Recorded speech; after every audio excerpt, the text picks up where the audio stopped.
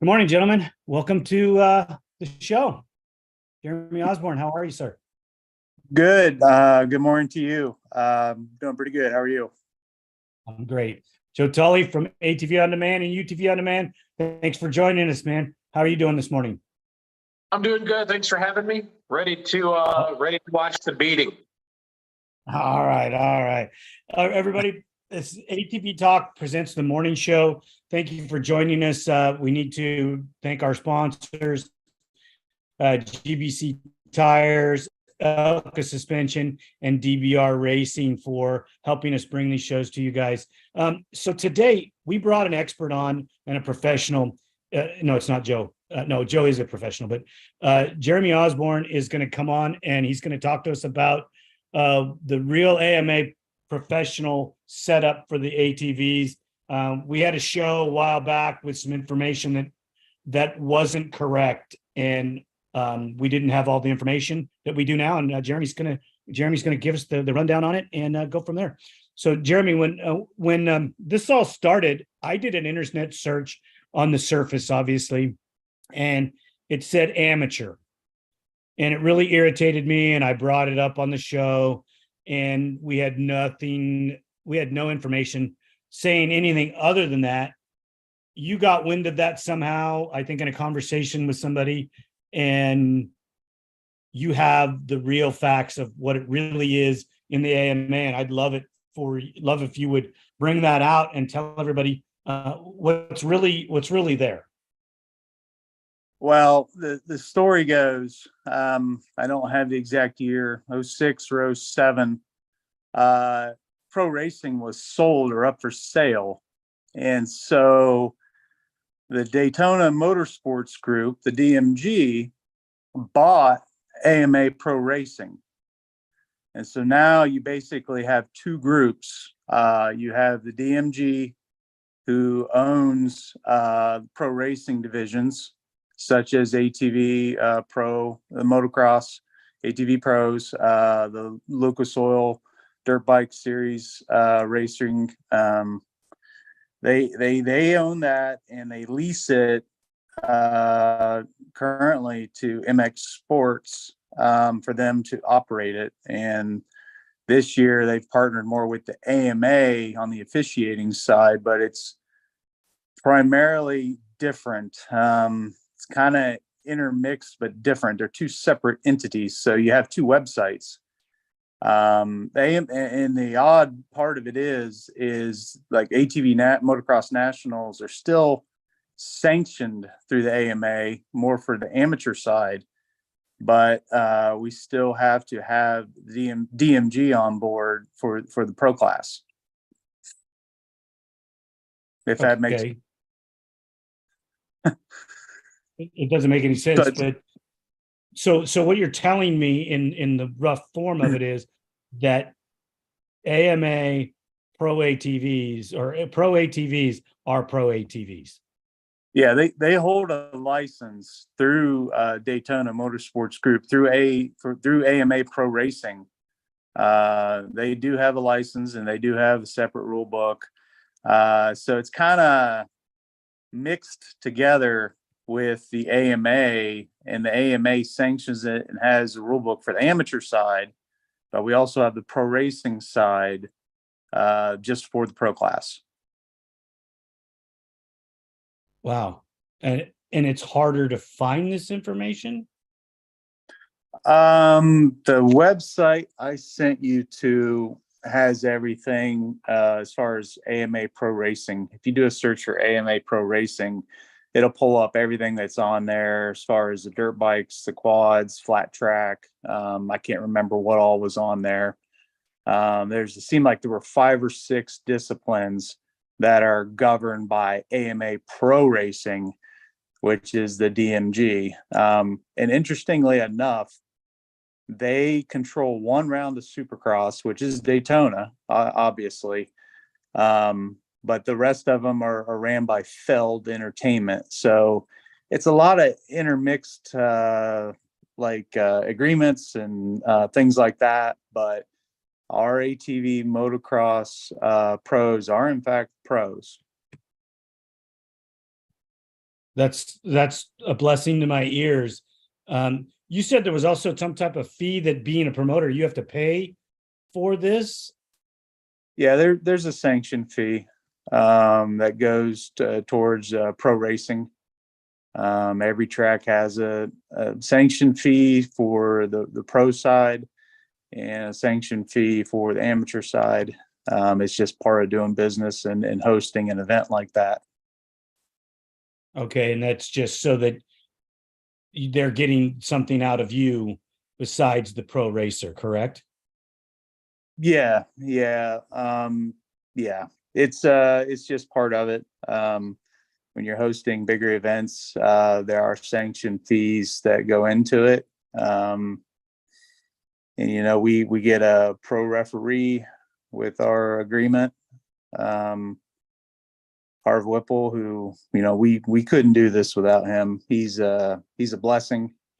He's super smart, does really good at handling situations. Super good guy, and he's always looking out for the ATVs. So we're lucky to have Harv. That's, I hear nothing but great things. I wish I could have gotten to meet him when I was back there, but you hear nothing but good stuff. Joe, do you have anything that you want to interject, or any questions you have? Not yet, because I guess just as my questions have been popping into my head, Jeremy's just kind of knocking them down. So right now, so we were technically not wrong. We just didn't have all the facts, is what you're telling me. I am not sure. I'm not sure if you're not wrong or wrong, or right, or I honestly don't remember. Lots of thoughts been traveling through my head in the last 2 weeks. I think if I remember correctly, you could not find the ATV pros on the AMA website, so that's where you concluded they were not, in fact, ATV pros. That would be incorrect. And I did have a conversation, like I said, with Mike Burkeen, and he was a little concerned about why I was asking what I was asking. And as they're redoing their website again, they've had like a 1-year project to work on their website. He said he would look at adding some images for ATV pros on there to get representation. He was a little, I guess, surprised that they had missed that, and he thought it would be a good idea to add them. Which, yeah, I think it would be great to add them, because when I go to the only site that I can go to find results for the ATVs, and it says amateur, right? Yeah, you could find a pro class in there, but it says amateur. Right. Well, that's because that AMA, only handles really the amateur side. The rule book doesn't deal with AMA pros. So that's why you saw that.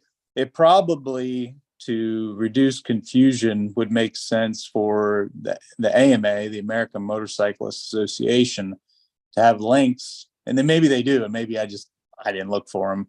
Have links to AMA Pro Racing, so that people can see, hey, okay, that's where this stuff is. So yeah, I don't know. I might mention that, or do a better search to see if I'm not, see if I'm right or wrong there. There may be links already on the site, and I just don't know. I didn't see it, maybe. No, I'm not the greatest guy to. Go ahead, Joe. So there was a meeting the other day for the ATV Nationals to discuss classes, rules, and things like that, correct? Yes, there were 3 meetings, 6, 7, and 8. One for pro and pro-am, one for amateur big quads, and one for youth. Were there any questions, suggestions that any of the racers brought up that you saw a number of times that you thought would be of an asset for a change? There's a number of things being considered. Nothing really sticks out. It was more schedule. I remember a lot of suggestion about schedule, which we go round and round on this every year, whether we start later, end later, start like we are a little earlier, less during school, less rounds. That gets beaten to death every year. But beyond that, I don't know that there was any one suggestion that stuck out that I would say is like a no-brainer. I mean, there were a lot of good suggestions, but nothing that's like, well, we got to do that no matter what. When are they going to work towards the entry level people? Let me clarify the question.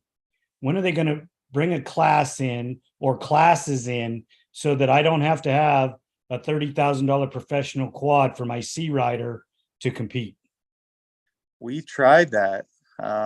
Production stock a few years ago had a C class, a B class, and maybe even an A class. I forget. It was the year we had production stock pro. I want to say it was 2020 or 21. And we had that class. And the interesting thing about that is it wasn't well attended. I'm starting to believe people want to modify their ATVs. They want to just create ATVs. They want to engineer better stuff. And it almost feels like that is not a pathway to get people into the sport.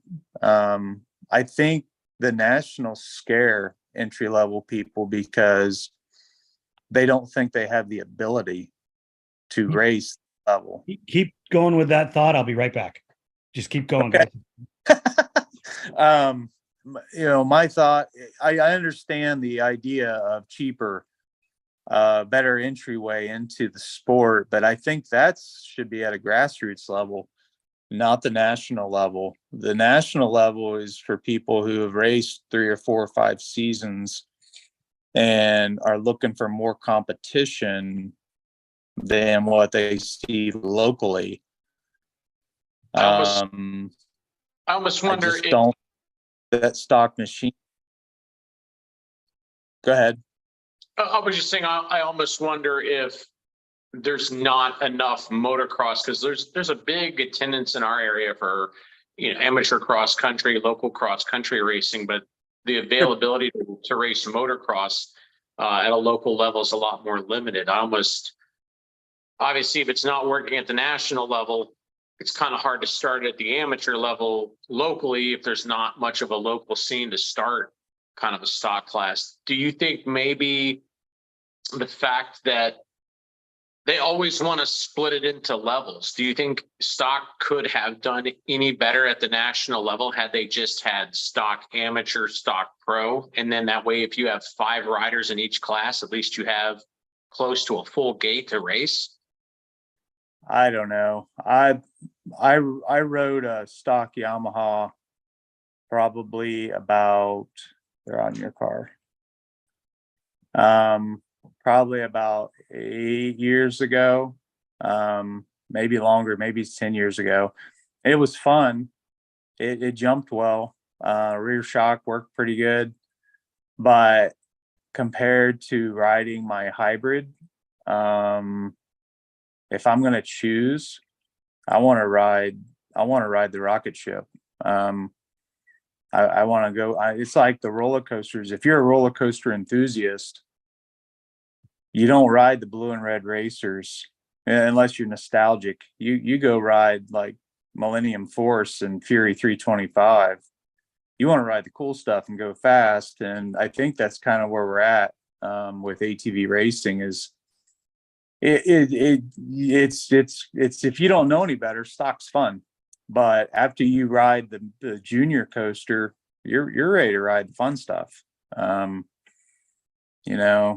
think that for people who actually ride at a level above beginner, it's just more fun to ride stuff that's mod. And we haven't really seen, if you look back historically at ATV racing, we haven't we haven't seen guys running stock suspension on high level competition machines since the 80s. I mean, if you go back and you'll see some of those pro 4-stroke 250 images from 86, 87. Those guys were running stock shocks, but well, track change too. They're more accommodating for the current, and what's really driving it is 4-stroke dirt bikes.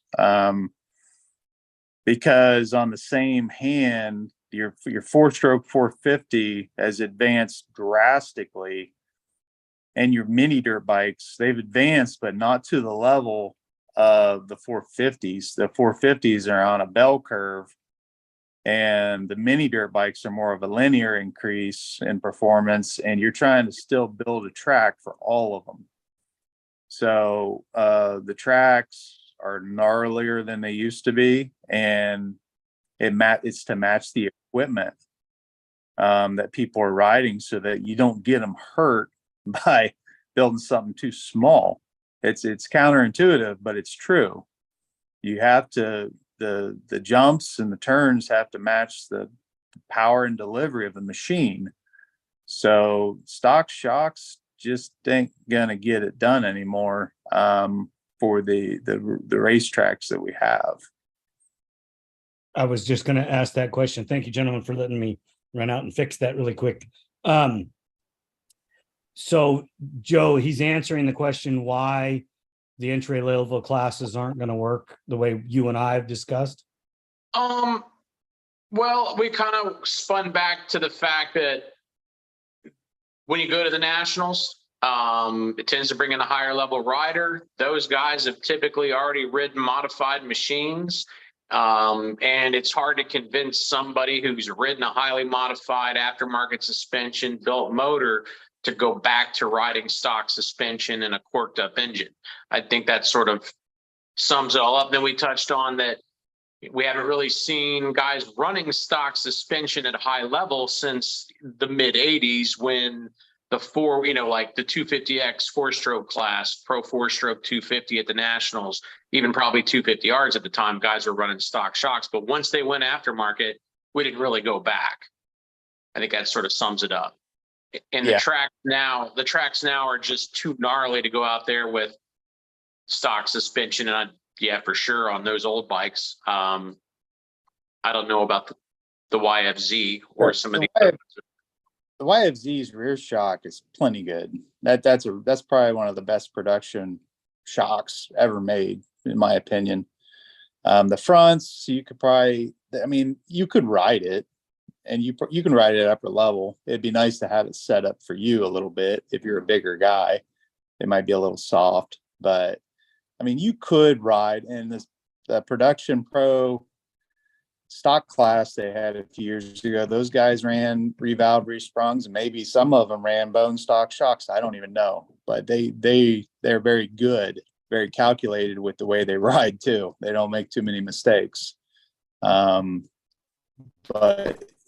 I think some of the other brands, if you were to use their stock shocks and suspension, probably not a good idea. Probably looking for a trip to the ER. You're a track promoter, you know a little bit more about it in some cases than we do. We also talked about a manufacturer's cup, and you said that they have one. We do currently have it. I have sent a trophy to Donnie Luce at Yamaha the last couple seasons. Obviously, it's pretty limited right now, given we have one manufacturer. Wish that side would come back a little bit, but there is an actual manufacturer's cup. That is true. Really? And they just nobody promotes it because there's nobody, it's not a big race to win it because different bikes. I don't know what we really have to gain by promoting that angle. It would be nice if other manufacturers retooled and even just re-released what they already have. But I don't think that's going to happen. but no, it does more of a clarity. There actually is a manufacturer's cup currently. Yes. Well, I'm glad you clarified that for us. There's a lot. I'm learning a lot, really. Some of this stuff, it's more difficult to find out. Joe also and I also had a show where we kind of were a little down on some of the promoters because we were worried about, when you become a promoter, and we've been to your facility, we've seen the things that you do for the people that race there. Outside of the track, what are the promoters required to do to bring spectators in, or to let the general public around them or around the country know that they're putting on an event? Well, there's a blueprint that MX Sports sends to all the promoters, and it's guidance. It's not a requirement, it's guidance. I mean, in some levels it is kind of required. There's some things in there you kind of want to do no matter what. So they label it as guidance, but it's let me choose my words carefully here. It's heavily advised guidance, if you will. It talks about different things you should do. The things I do, I just do them because they work for me. The radio advertising in my area, because we have a strong ATV following in Ohio, works well. And it's the advertising package I choose is affordable and reaches about a 1 to 2 hour ring around the track. There are much more expensive radio advertising programs that I turn down because the cost is not worth the benefit. So not every track has an audience like I do. So it's somewhat unfair to compare what I do to some of the other facilities. We do a mix of social media, radio advertising, and I take the ATV motocross national poster and I go and I make about 200 of them. Cost me about $1 a piece. 11 by 17 glossy. And actually I take a lot of them to the races, to the nationals, and people want them to put them up in their areas around Ohio and the states surrounding Ohio. And so we create somewhat of a presence there. But really it's word of mouth. The thing about events is if people think there's going to be a lot of people there and they think that they're welcome and they're actually have an availability to go, they're going to go. It's a formula. It's a combination of things, but it's not rocket science. But you do have to be location. You have to be in the right location at the right time and have the right formula going, and you can have a successful event. So you don't believe that the promotions are down for the other promoters? You mean like they couldn't go out and go to the local TV to get it on the news that they're going to have a deal, or have riders like they used to in the old days go to the radio station and sit down and talk with the morning show on Friday morning or something? TV is tough. I've actually attempted that. I think you need a friend in programming in order for that to work. I think you need to have a friend on the inside there because they are a tough nut to crack. It's not like the radio station where you can call them up and say, I want to order a TV program. I want to spend $1,500 for a half-hour TV show spot.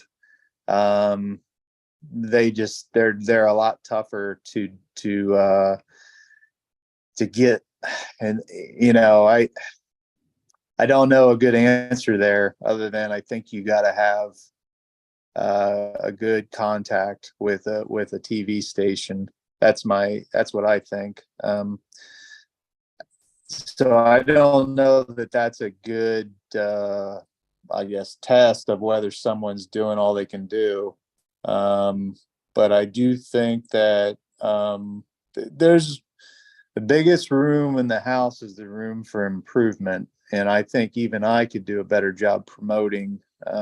So all the tracks probably could, try a little harder, do a little more with flyers and posters and spreading the word to get their event noticed by people. I don't think that's 100% the reason we see the numbers we do, though. So I'd love to know your opinion on it, because obviously Joe and I are opinionated, and we have our ideas on some of the facilities that have races that it seems like they do nothing to promote it, and there's no fan base because they're not hunting fans. You could look at it that way. And maybe some are, maybe some aren't. But there's a lot that goes into doing an event like that. Equipment, it breaks about the time you least expect it, when you have the last dollar in your wallet. There's a lot that goes into getting people organized. We have 30 or 40 people that work our national, just trying to organize the people on the days they're going to be there, and parking, and there's a lot going on. I can see how running around the state delivering flyers to bike shops would probably follow short on the list when you got 150 other things that are often viewed as more crucial parts of the event, the nuts and bolts of it. Like, it's got to actually function with the other things. So yeah, I could see where you could look at it that way, but until you're working on this machine, I don't think you really understand what it takes to do something like this. I probably agree with that 100%, because we're on the outside looking in, and it's totally different when you're the guy running the show and you have to make all those decisions, and your tiller broke down freaking 2 days before the event. Well, and the track itself, I mean, we went as far as to add, $5,000 worth of sand, split lanes, all the course markers for that, all the track dress up. And then what most people don't understand is, if you wait till like the week before or the week of, okay, what happens if it's going to rain, like, I don't know, 6 of your 10 available days? It can be challenging and it's easy to sit back and say, well, how come you didn't do all this? It's not as simple as it would appear. And that doesn't totally justify doing nothing to promote. It's a hard job. It's a hard job to do all the stuff and organize it and have people helping you and still actively promote it like you're trying to actually get a crowd. It's difficult. I want to go back to one of the questions that I asked earlier about the radio. Does the radio stations not want people to come in and sit down and talk about it, or is it not something that's offered in that package that for advertising that they do? I know, because you can, in the old days, they would welcome it if you called up and say, hey, we're having this national or this event, and they wanted guys to come and talk on the radio in the morning before the event. We could add that. It's about, they have what they call a remote. It's an option for about $1,000. You can have a remote come out, and with a truck, and it's got big antenna and flashing lights, and they can interview people that are there.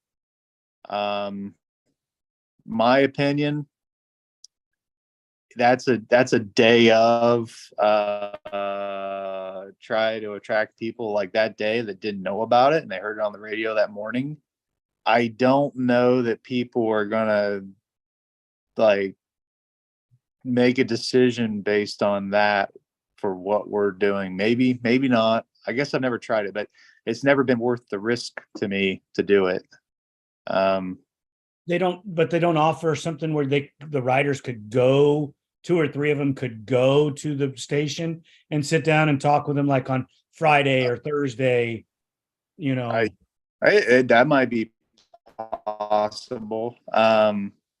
If we could get them here by then, I think Thursday would probably be the golden day, because a lot of them are here Thursday. Wednesday, not so much. I would have to ask. I'll have to ask our radio sales guy if we could get them on a Thursday program. Right. And then you got to get the riders, which I believe part of the promotion problem in our industry is riders today don't want to promote themselves. Well, somewhat, but they also are dealing with, just kind of like I explained, most of them are wrenching on their own stuff, and a lot of them have jobs that they have to try to, keep a balance of time off and racing. And but yeah,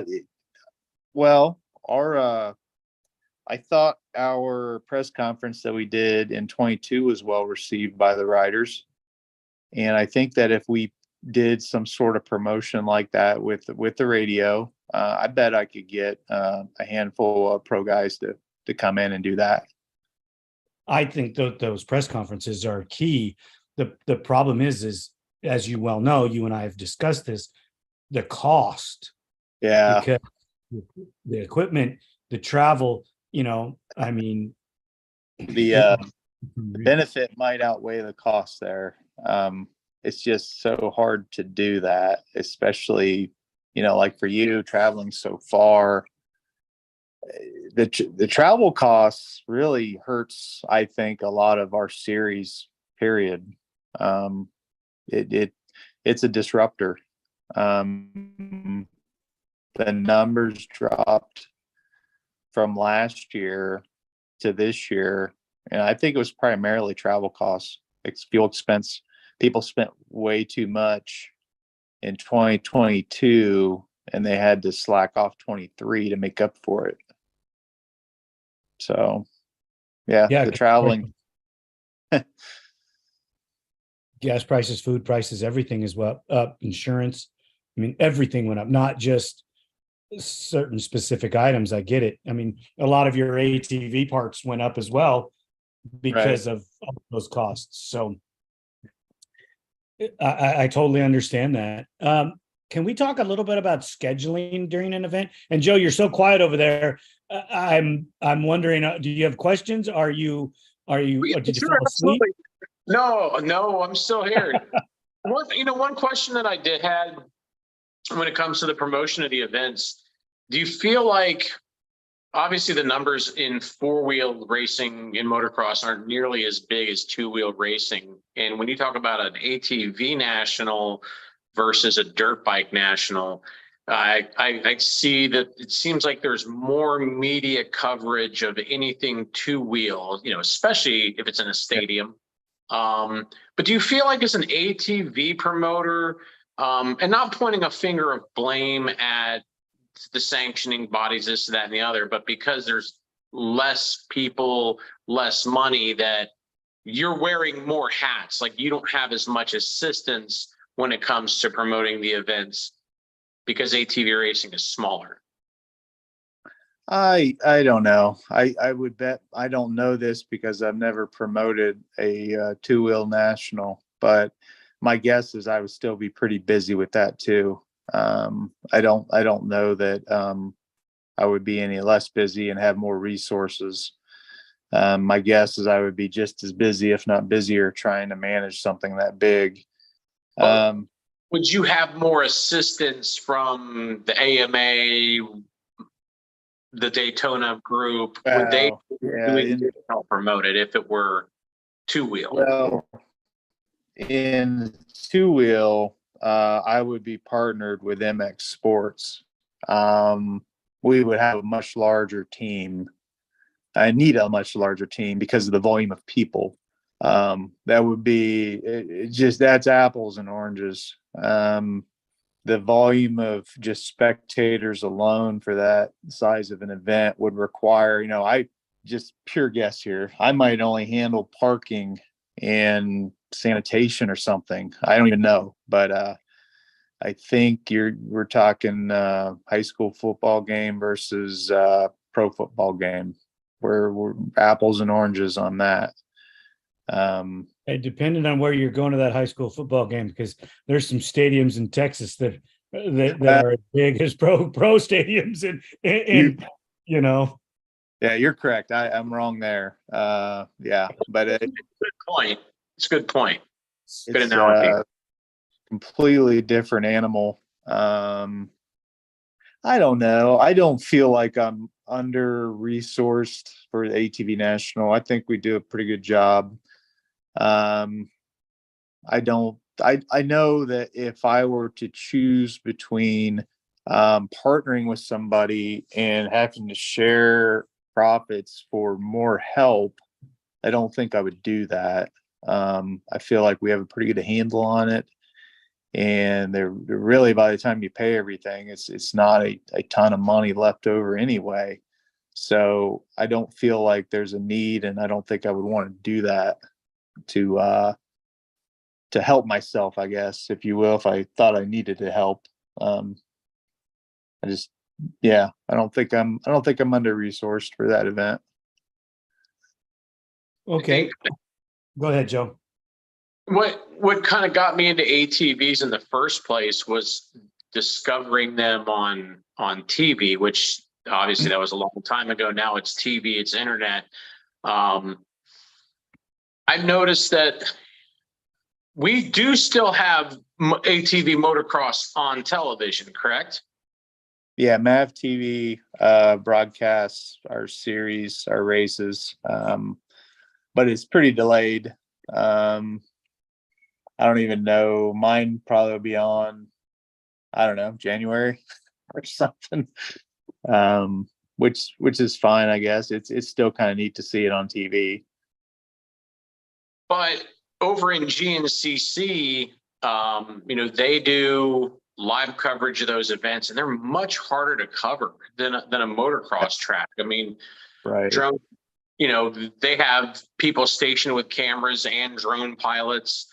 It just seems like there's a much better show to be, and not because of rider talent or the type of riding or anything like that, but when you have the track spread out over miles and miles versus a compact, motocross track, it seems like there's an opportunity to put on a much better covered program in motocross and in cross country. I know, Gloop from Rip It Up Films, he's still there, does a lot of stuff. Do you wish they were doing more to do live streaming of the events? Is that conducive with the program and the class structure to do that, to cover the pros and some amateurs in between? Yeah, I think that's probably the eventual next step once we get a better, more affordable option to live stream. That to me seems like the next advance. I think more people would watch a live stream event versus a delayed TV event. And I've never attempted it. I talked about doing it last year and found out that we don't have nearly enough internet, even remotely close, to doing a live stream video broadcast. But my guess would be, I don't know how many TV station location cameras they have in GNCC, but based on just the sheer size of their tracks, I would think ATV motocross would be easier, but I don't know that for certain. My guess was we would have 3 or 4, maybe, ATV motocross. That's what I would think. I mean, back in the day when I used to go to the nationals with John Pellin from ATV Scene, it's like I would go and film those races, and I would try to find that one spot on the track where I could see almost all of the track and just punch zoom the whole time, because that's what it took. So, I mean, if we'd have had 3 or 4 cameras, we could have done much better. Plus, you have drones now. I saw the other day that the Work Series, they have a channel on YouTube, and they're covering bikes, quads, side by sides that they race out there, and they're actually doing a very nice job. I don't know how soon they're coming out after the events. I haven't gotten into the groove of their schedule yet, but they're doing pre-race interviews. They're doing a good job of covering the races and getting out there on the track with drones to show action. And they're actually really pretty well done productions. I would just, as a big mark for ATV motocross, I'd love to see something like that, even if it was delayed that week. Something like what Kellen used to do, but done at a higher level now with better cameras. And I think the Works people are 1 to 2 weeks out, and they just lock out all the other media, though. So they're covering it themselves, they're producing it, and there's no other media.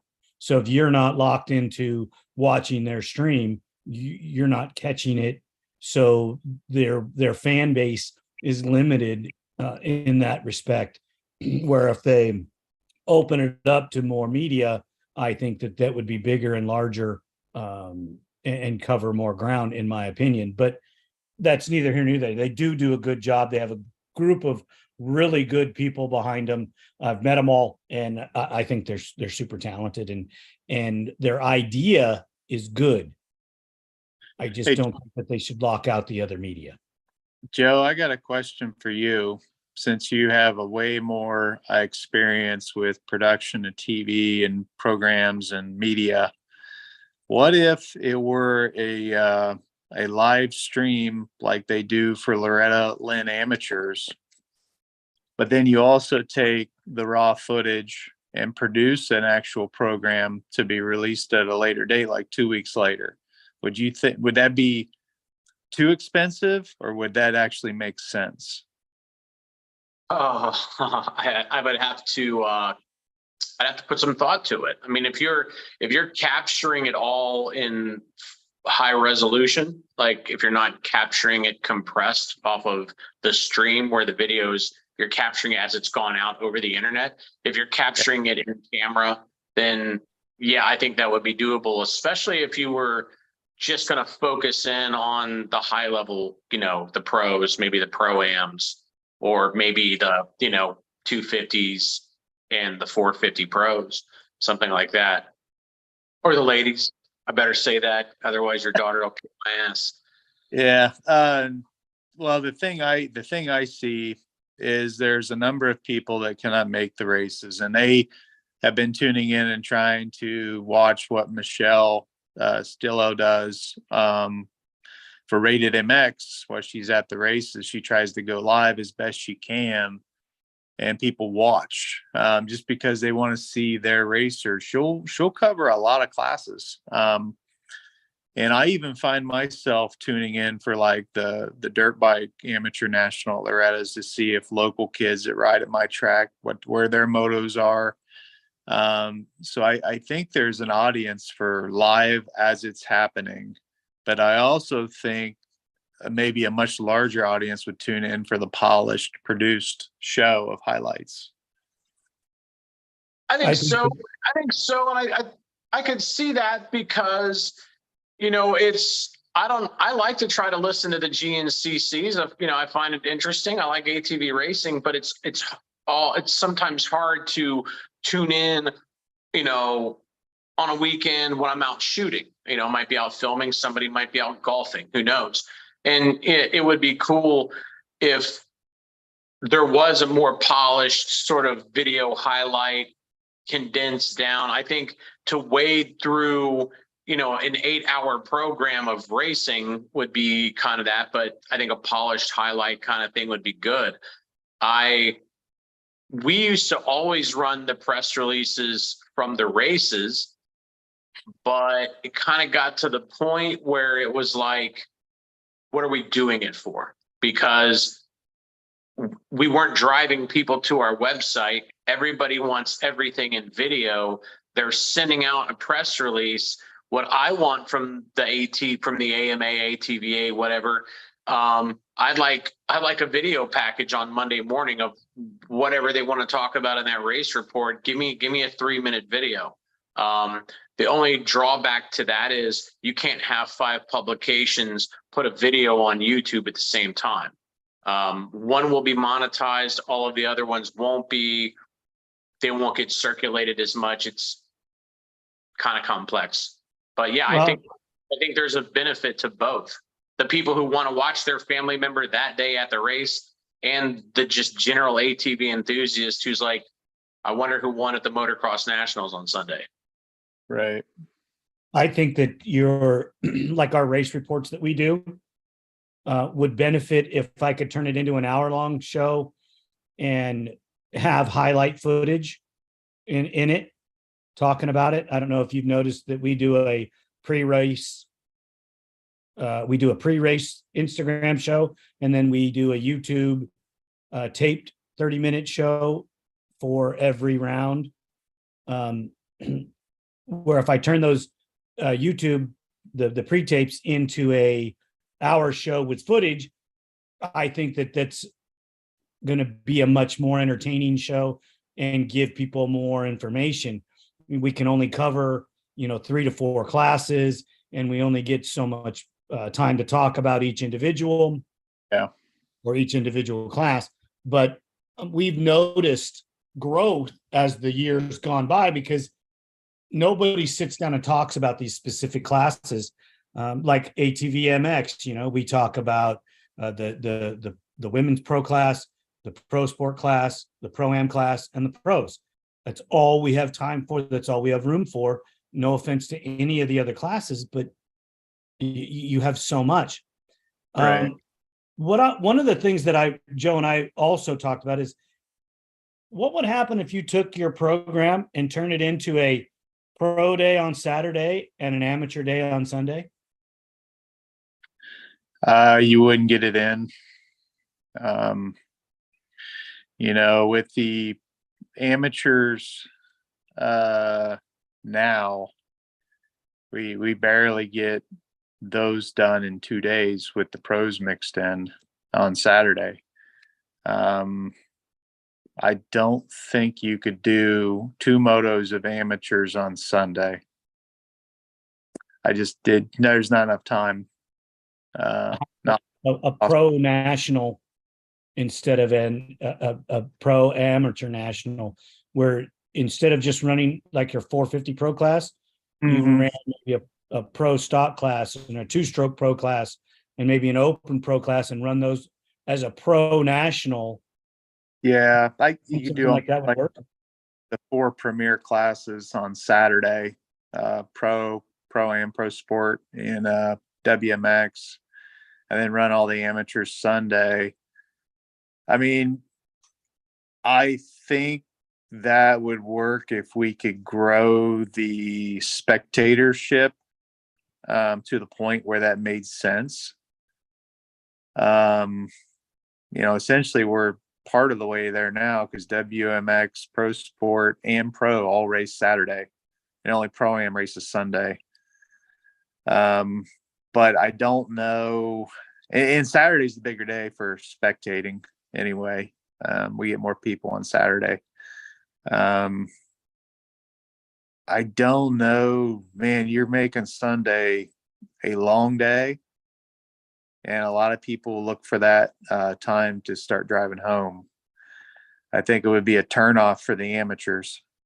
I think you'd have to be willing to give up some amateur entries in order to gain that, whatever you're gaining Saturday, I guess, throngs of spectators, maybe. That would be your decision to make in that situation. But I think part of the reason that Lenny,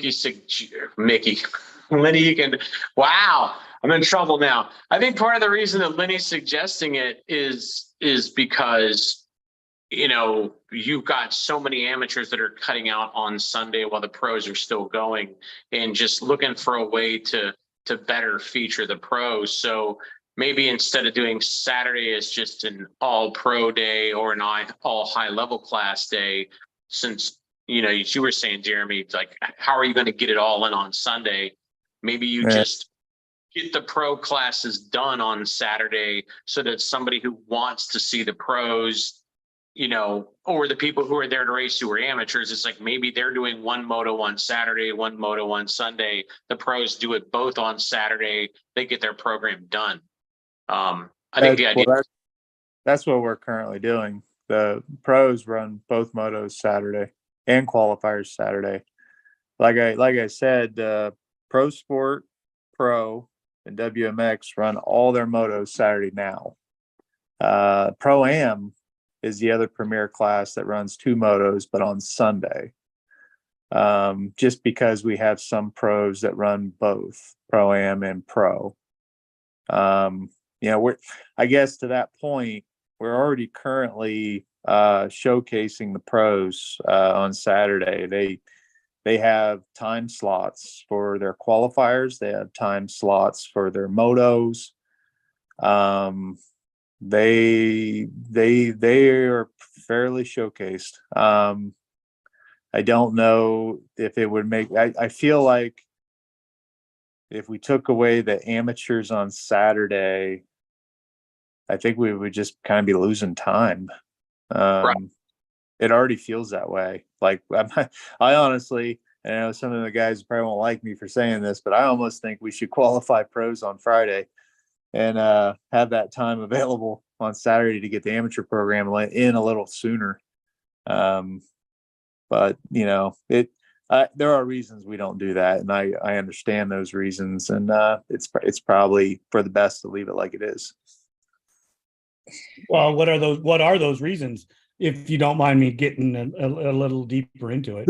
The biggest reason we don't qualify pros on Friday is because they want to race a very similar track as to what they want to qualify on a very similar track as to what they're racing. If you have a qualifier Friday and inclement weather comes in and makes it totally different for Saturday, the majority of the pro class would like to qualify on a track that's similar to what they're going to race. And I know that can change in an hour. I get it. It's happened a few times in the last 2 years, but I think there's some merit there. I'm sold. It sounds like it's a lot more interesting to qualify them on Friday and let it rain and watch them all struggle to reset up the bikes. That sure makes it more interesting for me as a spectator. I tell you, why did they qualify? Go ahead, Lenny. Why do they qualify other sports prior to, and the conditions change? I mean, are we really we're talking about motocross. So right. Back in the day when motocross was created, there was no grooming, there was no preparation. You ran what you ran. The tracks were horrible. They were rough. And that's what it's supposed to be. Why are we turning these guys into prima donnas and doing it this way? I know the pro bikes do it the same day. They qualify on Saturday and race on Saturday. So we're kind of following their model a little bit there. I guess I don't have any other reasons. That's the biggest reason. There's probably more, but I'm not a pro and I don't have a pro racer. So I honestly don't know anything beyond that. I think more of our guys in our sport have day jobs too, you know, whereas if you're a pro level motocross guy racing two wheels, that might be your only job. I mean, our guys probably have 9 to 5s or more, and you know, just getting there later is a benefit to them. So that's another thing. Well, yeah, I'm sure travel has a lot to do with it. Some guys driving in a day early to qualify. I don't know. Just an idea I've thought about often is, and I'm a I'm a time guy. I'm always looking at my watch or my clock on my phone, and I'm just thinking, man, we could do those 2 20-minute qualifiers or whatever they are Friday, maybe middle amateur practice and at the end, and then that would free up almost an hour on Saturday. But not my decision, not my thing, just kind of the way it is. Why, can I ask this? You're the guy that's putting it on at your track. Do they give you a solidified schedule that you have to go off of, or do you get to do it yourself? And can you add classes that aren't supposedly theirs? The pro class, we have a schedule. Harv runs that. I cannot differ from what they're running as far as pro. Their times, and it's to create uniformity through the series too. Every track does the exact, and Harv handles all that. I don't sound the horn for when the pros are 15 minutes out from being down and staging. That's a turnkey thing. I don't touch tech. That's a Harv thing. So I have no room to move on the pro class, zero. They might consult me and say, hey, it's looking like bad weather, or what do you think about moving this a half an hour? And that's more or less a courtesy to me. They pretty much make kind of the final decision there. As far as other classes, yeah, as long as I keep MX Sports in the loop. Like we were one to run that 2-stroke class a few years ago when we first started running nationals again. And we go through Harv and MX Sports, and if you have a class idea, as long as it doesn't impact the event, or you can't add like 5 classes. That's a whole nother hour. If you wanted to run 1 or 2, like Unadilla used to have like a 3-wheeler class that was pretty well attended.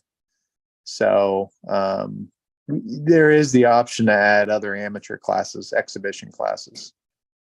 You couldn't add another pro class, like a 2-stroke pro class?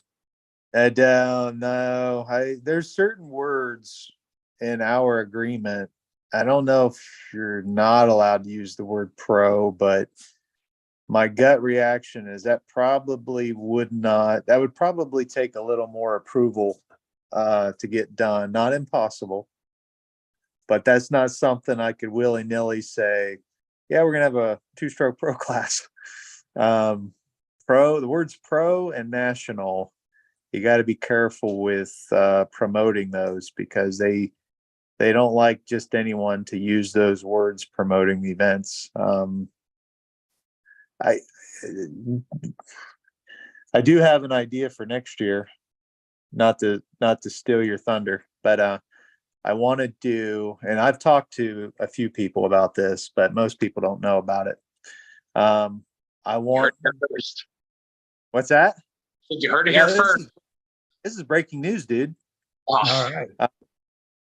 I want to do an ATV Legends race like Pine Lake did back in like 2000.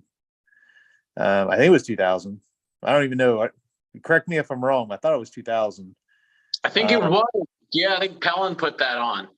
Yeah, I'm going to steal his idea like most people. And I want to do a motocross Legends race.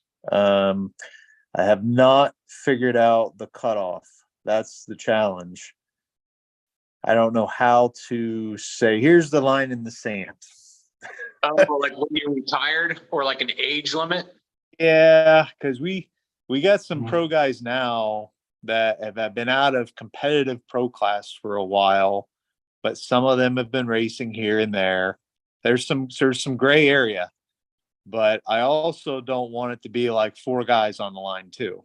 So it's like everything else, there's trade-offs. It's a double-edged sword. Yeah, you got to watch it. Chad Weenan, he's been racing long enough to be a legend, and yet he's still a top guy. So yeah, I think it'll have to be retired legends. The current legends, the active legends, don't count. It wouldn't be much of a fair, fun race. But I also don't want it to be like a cutthroat race either. I don't want these guys banging bars. I mean, it's going to be a fun exhibition race to show off some of the former pro guys who are legends. You know, I don't want to turn you there? I don't want to turn it into like a national event where some certain former pros are trying to take people out to win a trophy.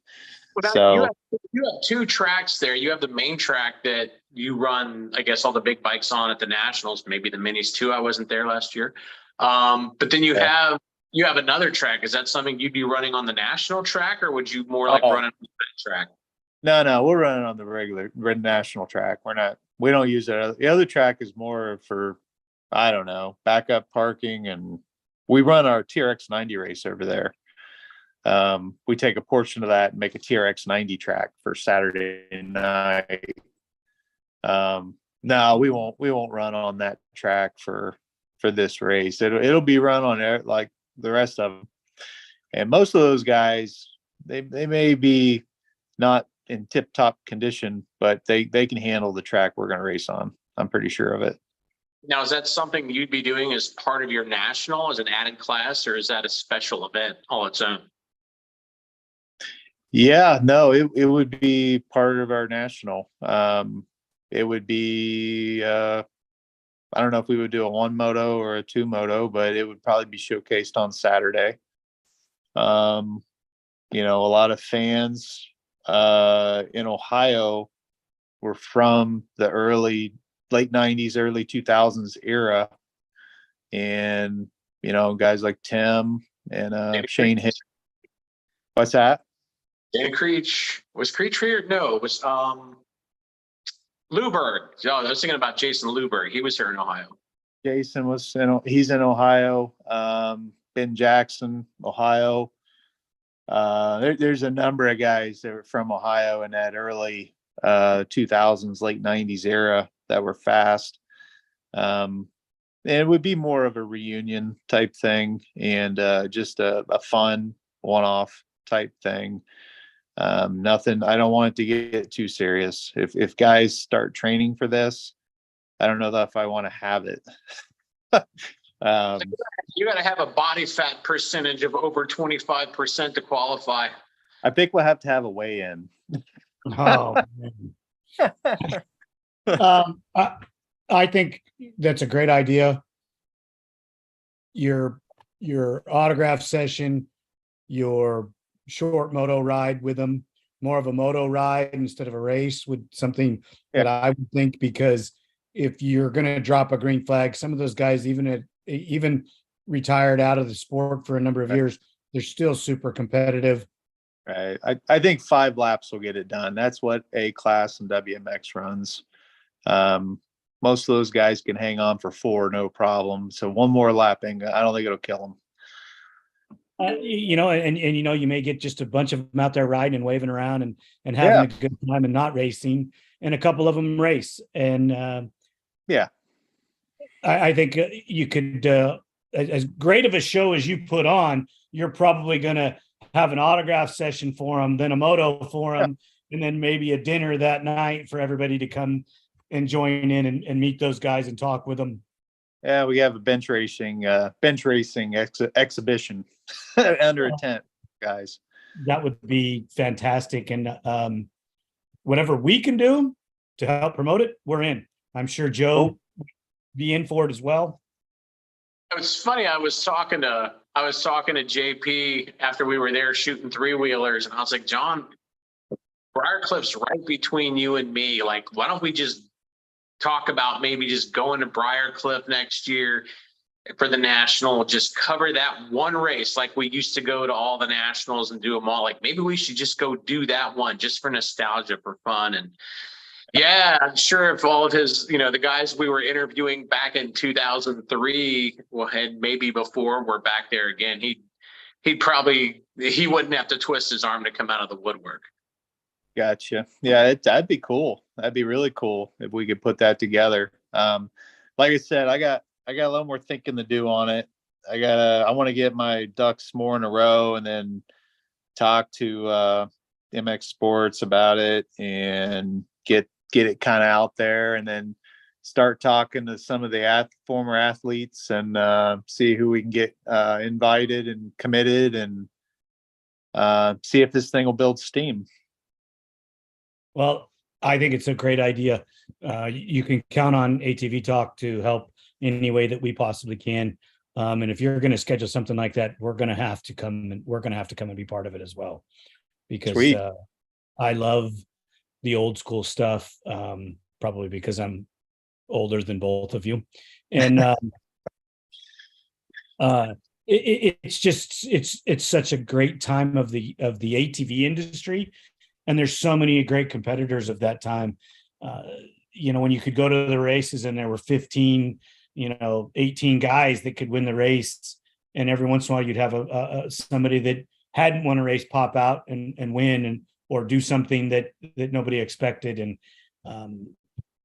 it was just a bitchin' time of the industry, and bring them back.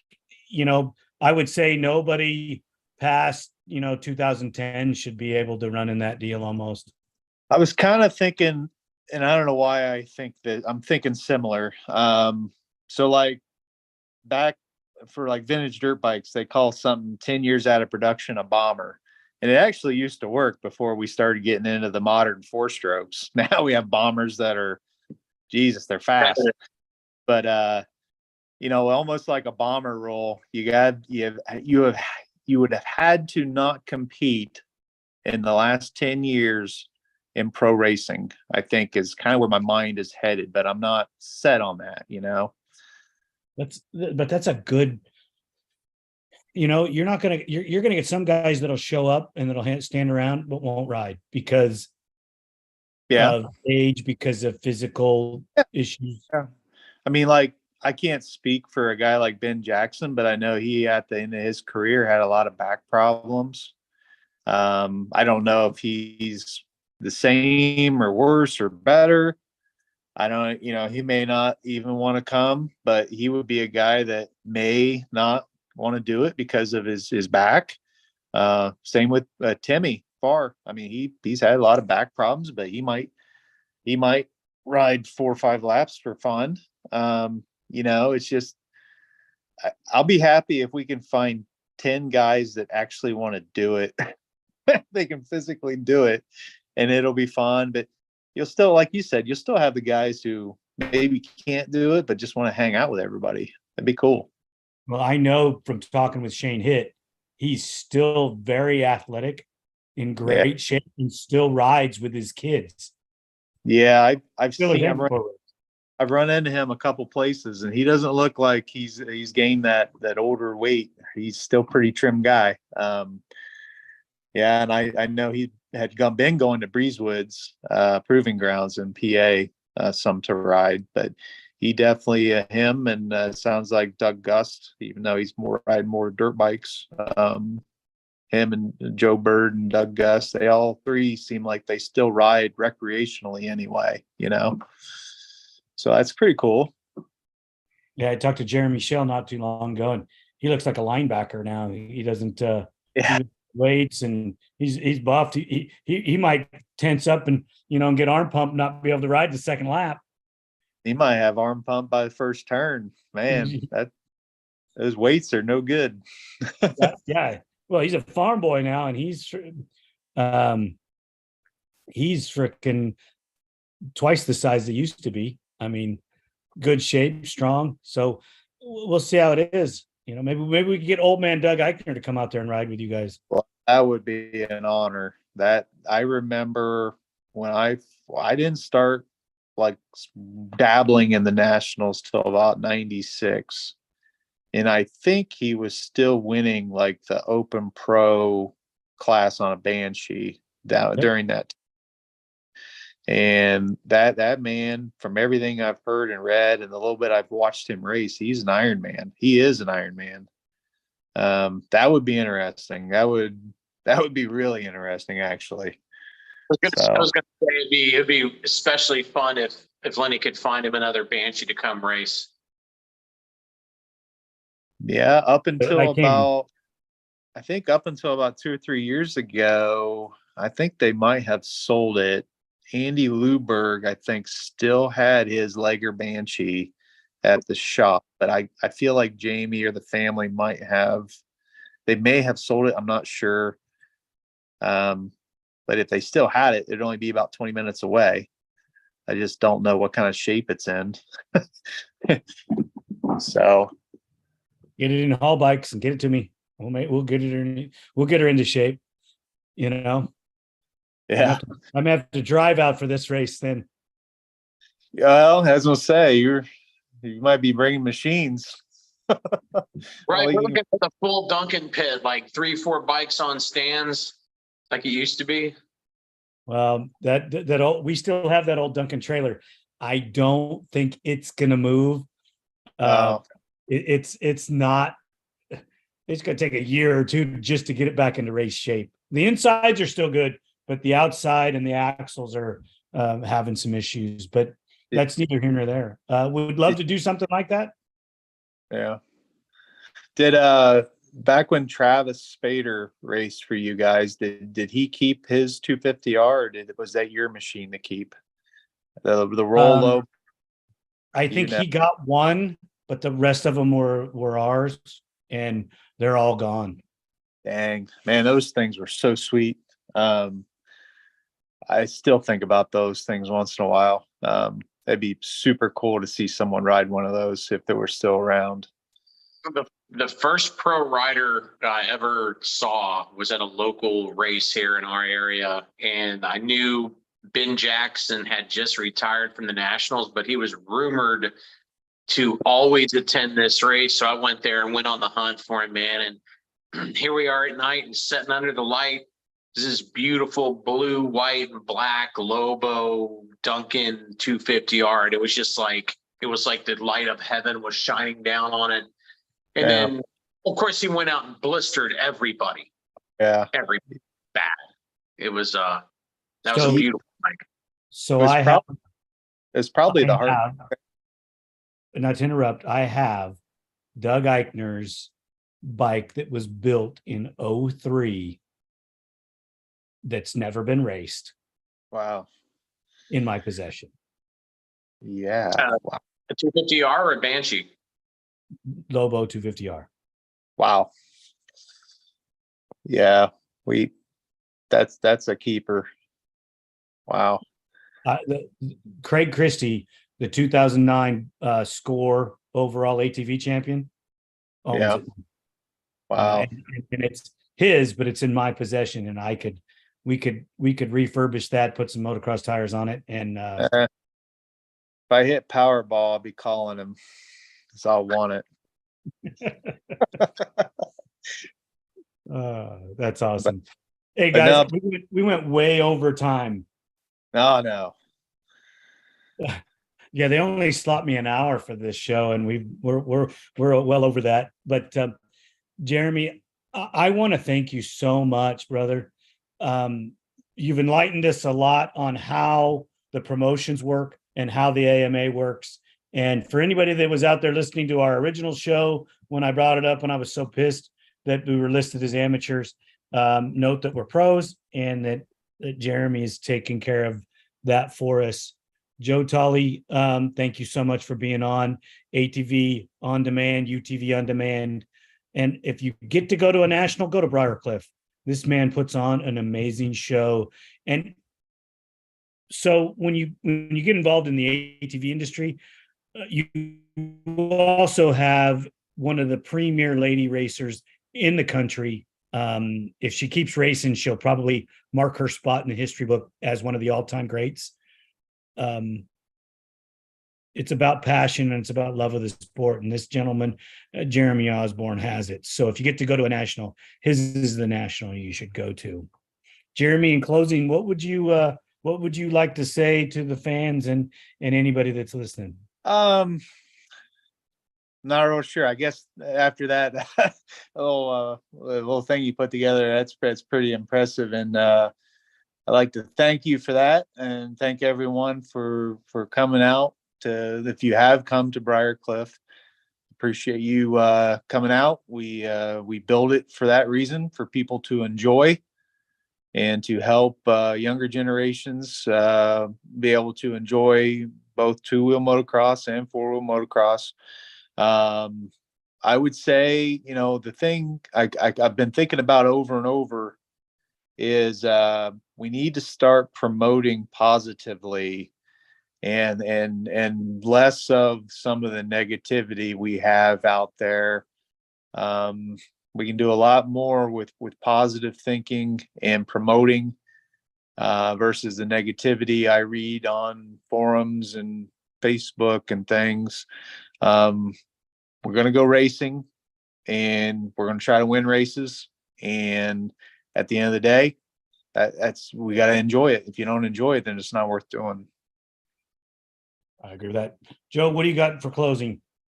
Well, just, I hear a lot from the few people I talk to that still go to the Nationals. They say that Briarcliff is the premier event.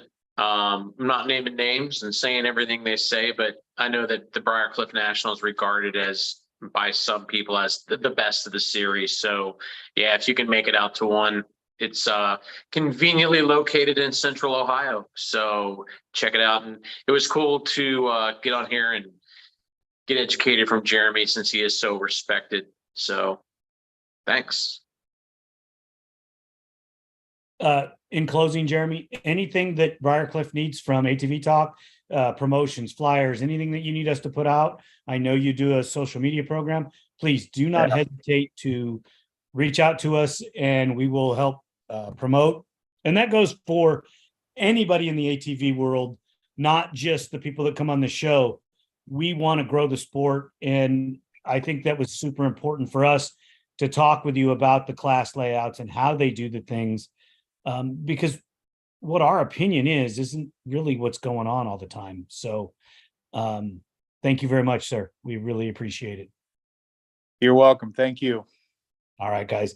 So remember, Briarcliff is where you want to be next year, and it's the place to race. So if you're looking for videos, ATV On Demand, UTV On Demand, and ATV Talk is where we're going to bring it to you. Have a great day, everybody. Thank you so much. Thanks, guys.